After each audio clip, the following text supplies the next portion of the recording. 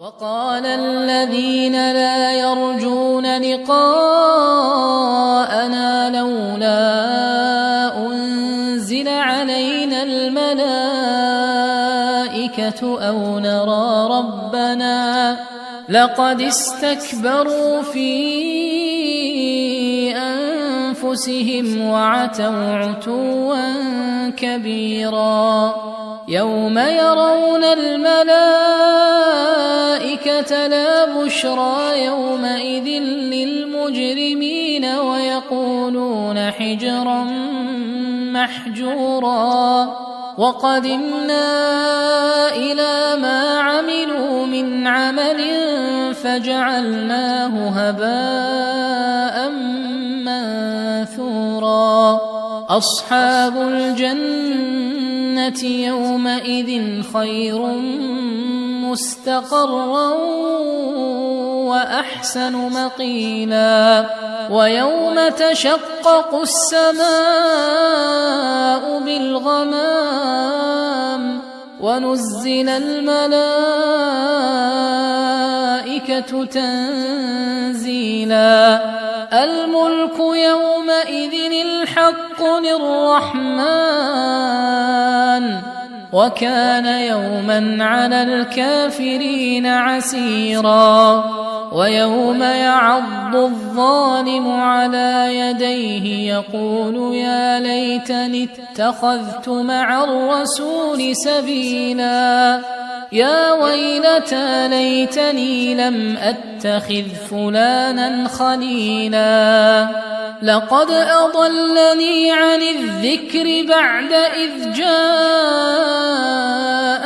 وكان الشيطان للإنسان خذولا وقال الرسول يا رب إن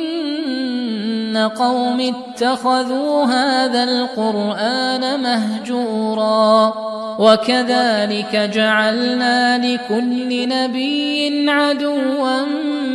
من المجرمين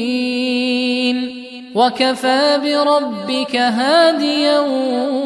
ونصيرا وقال الذين كفروا لولا نزل عليه القرآن جملة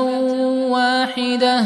كذلك لنثبت به فؤادك ورتلناه ترتيلا ولا يأتونك بمثل إلا جئناك بالحق وأحسن تفسيرا الذين يحشرون على وجوههم إلى جهنم أولئك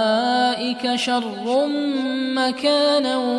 وأضل سبيلا ولقد آتينا موسى الكتاب وجعلنا معه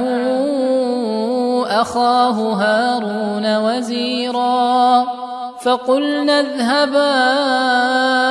إلى القوم الذين كذبوا بآياتنا فدمرناهم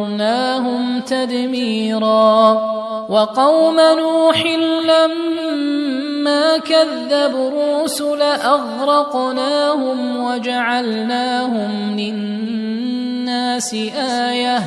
وأعتدنا للظالمين عذابا أليما وعادا وثمود وأصحاب الرس وقرونا بين ذلك كثيرا وكلا ضربنا له الأمثال وكلا تبرنا تتبيرا ولقد أتوا على القرية التي أمطرت مطر السوء أفلم يكونوا يرونها بل كانوا لا يرجون نشورا